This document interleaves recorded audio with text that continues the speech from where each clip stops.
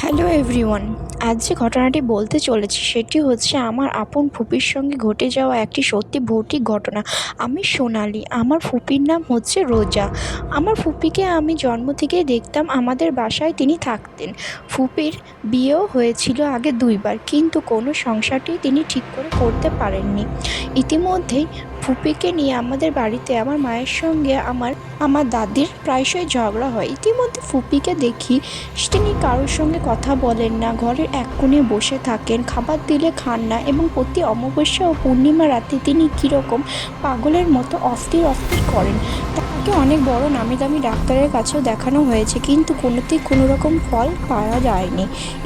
আমাদের পাড়ার অনেকেই বলে যে ফুপিকে নাকি জিনে পেয়েছে। এই কথাটা কতটা সত্যি না মিথ্যে সেটা আমার জানা নেই, তবে আমার মা আমাকে ফুপির কাছে তেমন একটা যেতে দেন না, ফুপির সঙ্গে শুতেও দেন না, এমনকি এক থালি খাবার খেলেও আমার মা আমাকে খুবই চিৎকার করে।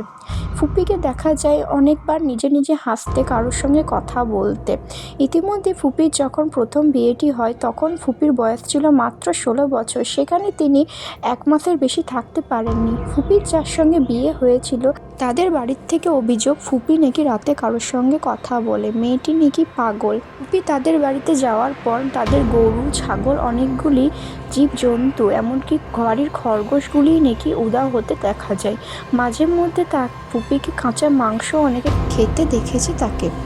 নানা রকম অশান্তি, ঝগড়া, ঝামেলার পর ফুপি প্রায় ১ মাসের মাথায় উঠে আসে আমাদের বাসায়।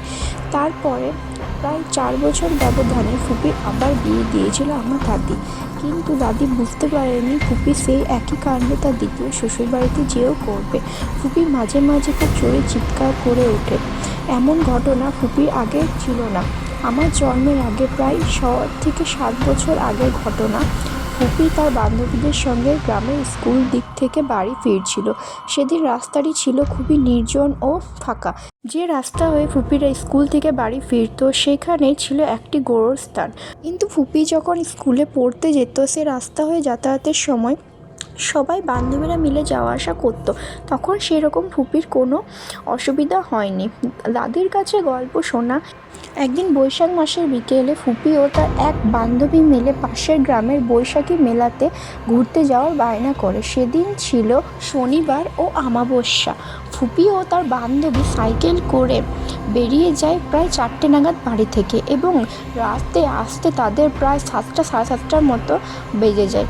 সেদিন প্রচণ্ড গরম থাকাকালীন উঠেছিল কালবৈশাখী ঝড়।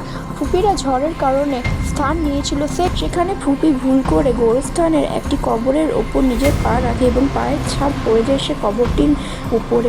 সেই থেকে ফুপি এবং তার বান্ধবী দুজনাকারই অবস্থা একই, তাদেরকে জিনে ভর করেছে। সে জিন তাদেরকে কিছুতেই ছেড়ে যাবে না এবং অন্য কারোর সঙ্গে সংসারও করতে দেবে না। দিন থেকে ফুপির জীবনের সঙ্গে সে জিনটি আবদ্ধ হয়ে রয়েছে।